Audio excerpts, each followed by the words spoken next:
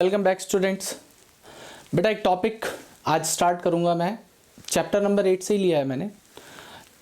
The chapter number 8 in the class 12 syllabus is human health and diseases. इस chapter में diseases पढ़ते हैं हम लोग। अलग अलग डिजीज़ हैं, जैसे बैक्टीरियल डिजीज़ हैं, वायरल डिजीज़ हैं, फंगल डिजीज़ हैं, हेलमिंथ डिजीज़ हैं। उसी में एक और टॉपिक आता है प्रोटोजोन डिजीज़। और प्रोटोजोन डिजीज़ का एक पार्ट है जिसे कहते हैं हम लोग मलेरिया। तो मैं आज जो पढ़ाने वाला हूँ आपको वो टॉपिक है हमारा मलेरिया। तो आप अक्सर सुनते होंगे कि मलेरिया जो है एक वेक्टर बॉर्न डिजीज़ है, ये मच्छरों के काटने से फैलता है। तो इसका एग्जैक्ट रीज़न क्या है, इसकी लाइफ साइकिल क्या होती है और इससे रिलेटेड क्वेश्चन किस तरीके से बन सकते हैं। देखिए, पहले तरीके का क्वेश्चन तो ऐसे बनेगा कि आपसे डायरेक्टली लाइफ साइकिल पूछ ली जाएगी। फिर इसी में घुमा के पूछ लिया जा सकता है कि इनका जो गैमेट फॉर्मेशन है वो कहाँ पे होगा, फर्टिलाइजेशन किस तरीके से होगा, और जो इसके सिम्टम्स में जो फीवर एंड चिल्स मीन्स ठंड लग के जो बुखार चढ़ता है वो क्यों चढ़ता है। इस तरीके के कई क्वेश्चंस आपसे बोर्ड्स में पूछे जा सकते हैं और पूछे भी गए हैं। और ये एक बहुत अच्छा टॉपिक है, इसमें से क्वेश्चंस बनने की प्रोबेबिलिटी बहुत ज़्यादा रहती है। तो शुरू करते हैं मलेरिया को। तो देखिए, मलेरिया एक वेक्टर बॉर्न डिजीज़ है।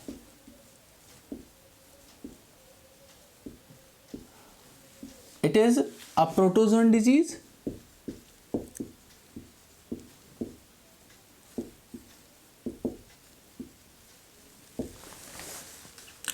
इसका जो पैथोजन होगा वो होता है प्लाज्मोडियम।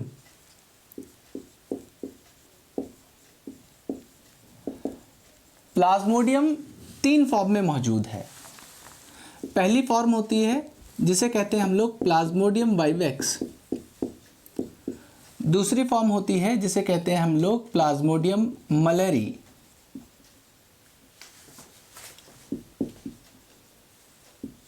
एंड लास्ट फॉर्म होती है जिसे हम लोग कहते हैं प्लाज्मोडियम फैल्सिपेरम। इनमें से जो प्लाज्मोडियम फैल्सिपेरम है सबसे ज़्यादा मैलिग्नेंट फॉर्म मानी जाती है। मैलिग्नेंट मलेरिया कॉज कर सकती है। कौन सी? Plasmodium falciparum. ऑर्गन्स ये कौन से अफेक्ट करेगी, हमारी बॉडी के कौन से पार्ट्स को अफेक्ट करेगी? तो मेनली ये लिवर को अफेक्ट करती है, आरबीसीज को अफेक्ट करती है, और जब सेकेंडरी स्टेज हो जाती है इसकी, काफ़ी टाइम तक अगर ये अनट्रीटेड रहे तो स्प्लीन का भी इनलार्जमेंट करती है ये। लेकिन मेनली जो हम पढ़ते हैं वो लिवर और आरबीसी है। अब बात करते हैं कि ये स्प्रेड किस तरीके से होगा। तो मोड ऑफ ट्रांसमिशन क्या है इसका?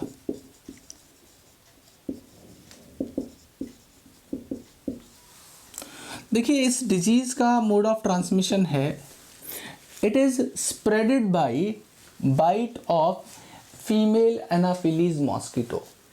तो एक मॉस्किटो होते हैं, कई तरीके के होते हैं, जैसे एक एडीज एजिप्टी मॉस्किटो होते हैं, ऐसे ही एक एनोफिलीज मॉस्किटो होंगे। तो एनोफिलीज मॉस्किटो में जो फीमेल होती है उसके काटने से ये डिजीज़ फैलता है। तो it is a vector borne disease. It is a vector borne disease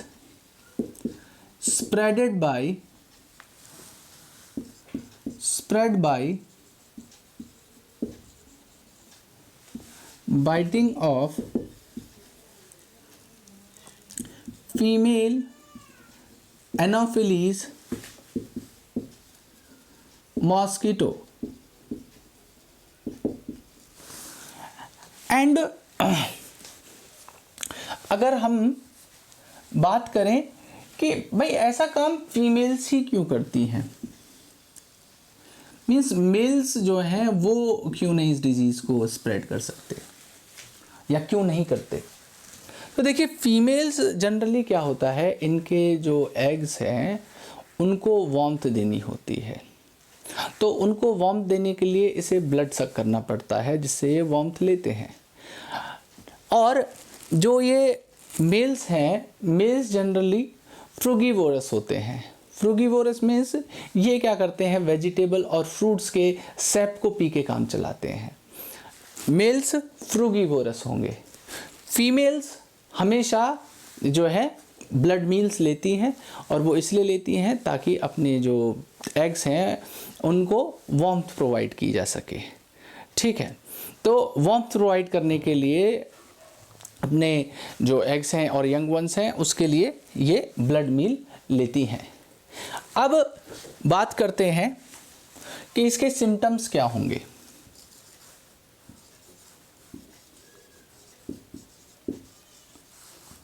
देखिए इसके सिम्टम्स होते हैं जैसे fever and chill and shivering also. ठीक है, ठंड लग के बुखार चढ़ना और कपकपाहट होती है, जो भी पेशेंट होगा इसका उसको शिवरिंग होगी यहाँ पे। उसके अलावा मस्कुलर पेन, वीकनेस के साथ साथ यहाँ पे क्या होगा, जो आरबीसीज हैं वो रप्चर हो जाती हैं और उनका काउंट कम हो जाता है, तो पेशेंट एनीमिक भी हो जाएगा, पेशेंट एनीमिक भी हो जाता है यहाँ पे। उसके अलावा जो ये फीवर है ये रियकर करता है आफ्टर 3 to 4 days, मीन्स ये रुक रुक के बुखार चढ़ता है और काफ़ी अच्छा खासा, मीन्स जो फीवर होता है वो काफ़ी हाई होता है जनरली। ऐसा नहीं होता कि मॉडरेट फीवर चढ़ेगा, नहीं, बहुत ज़्यादा तेज़ बुखार चढ़ता है इसमें। और जब भी बुखार चढ़ता है तो उस टाइम पे ठंड लगती है। ठंड इसलिए लगती है कि आरबीसी रप्चर होकर कंपाउंड रिलीज़ करती है जिसे हम लोग हेमेजोइन कहते हैं। हेमेजोइन के रिलीज़ होने से ये जो चिल्स है, मीन्स जो ठंड लगना है और शिवरिंग होनी है वो होता है। और यहाँ पे जब सेकेंडरी स्टेज आ जाती है, सेकेंडरी स्टेज में एक काम और होता है, यहाँ पे इन्लार्जमेंट हो सकता है, इन्लार्जमेंट होगा of liver and spleen. Spleen and liver का इन्लार्जमेंट हो जाता है। बात कर लेते हैं लाइफ साइकिल क्या होगी प्लाज्मोडियम की। ठीक है, तो हम लोग प्लाज्मोडियम की लाइफ साइकिल की बात कर लेते हैं।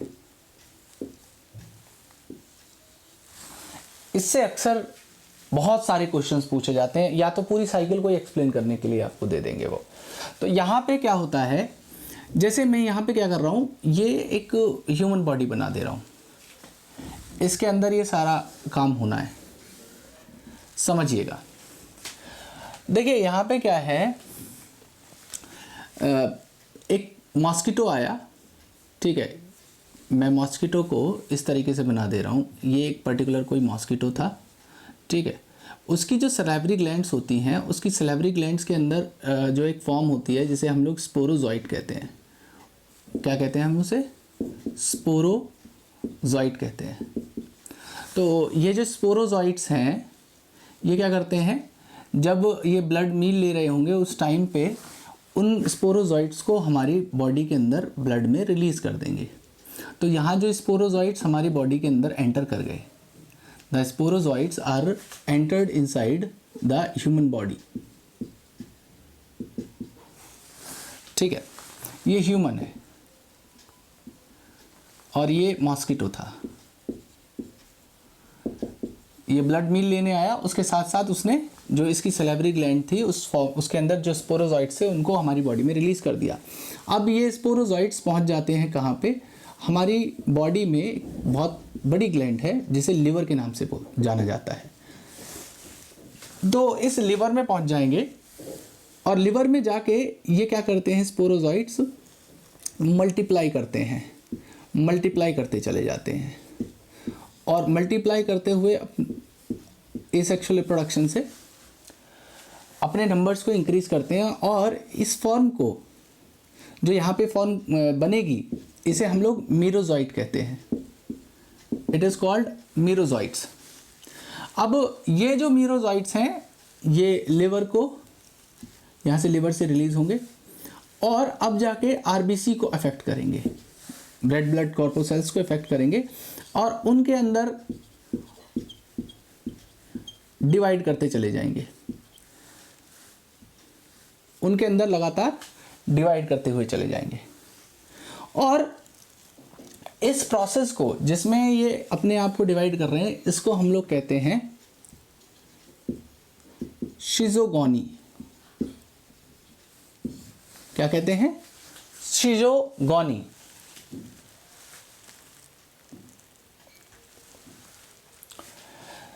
तो ये शिजोगोनी करते हुए,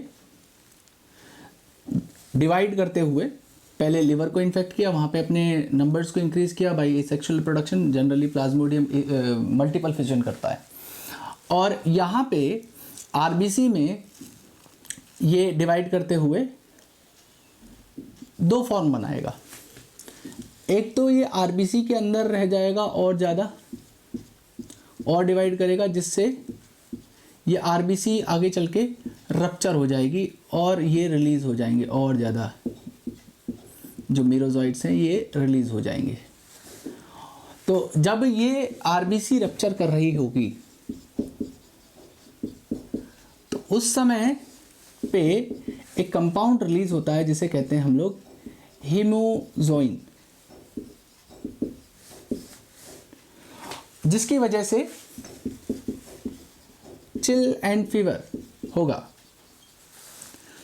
और यही जो आरबीसी के अंदर मीरोजॉइट की फॉर्म थी, ये क्या करती है? अच्छा, एक और नाम दे दिया गया है। जब ये आरबीसी के अंदर डिवाइड करते चले जाते हैं तो इन्हें हम लोग ट्रोफोजॉइट कहने लग जाते हैं। These are also known as trophozoites. और यहाँ पे ये दो तरीके के मेल और फीमेल गैमेटोसाइट को फॉर्म कर लेंगे। तो मेल गैमेट्स को हम लोग कहते हैं माइक्रो गैमेटोसाइट। देखिए, ये माइक्रो गैमेटोसाइट एग्जैक्टली गैमेट नहीं है, ये गैमेट नहीं है, ये गैमेट फॉर्मिंग सेल्स हैं। और जो फीमेल है उसे कह देते हैं हम लोग मेगा गैमेटोसाइट। तो अब क्या होता है, ये माइक्रो गैमेटोसाइट मीन्स जो मेल गैमेटोसाइट है और मेगा गैमेटोसाइट जो फीमेल गैमेटोसाइट है, ये फॉर्म होके हमारी बॉडी में मौजूद है। अब क्या होता है, फिर से ये मॉस्किटो ब्लड मील के लिए आया, इसने फिर से ब्लड मील लिया और ब्लड मील के साथ क्या करेगा, ये जो माइक्रो और मेगा गैमेटोसाइट हैं इनको भी बॉडी के अंदर ब्लड मील के साथ ले लेगा। ठीक है, और ये यहाँ पे मैं बना दे रहा हूँ माइक्रो गैमेटोसाइट हो गया और ये हो गया मेगा गैमेटोसाइट। अब ये जो माइक्रो एंड मेगा गैमेटोसाइट हैं ये फॉर्म कहाँ पे हुए? Inside the body of human. लेकिन अब जो गैमेट फॉर्मेशन होगा, अब मैं मॉस्किटो की बॉडी को बना दे रहा हूँ इस तरीके से।